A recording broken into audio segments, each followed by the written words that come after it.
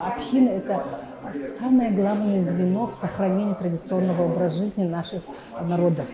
У нас 5 народов, и каждый этот народ и ведет традиционную хозяйственную деятельность. У них это оленеводство, рыболовство, охотпромысел.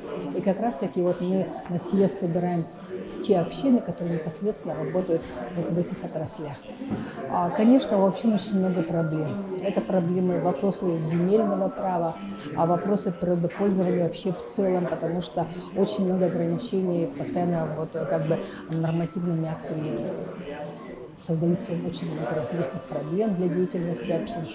Вот эти вопросы все мы должны обсудить. И самое интересное, что вот у нас есть, будет включение и с Москвой. Да, возможно, рабочая группа Министерства сельского хозяйства Российской Федерации будет подключена. И мы надеемся, что вопросы, которые будут подняты самими общинами на мероприятиях съезда, они будут услышаны и будут выработаны какие-то общие рекомендации для федеральных органов власти. Потому что в основном наша деятельность зависит от нормативных актов федерального уровня.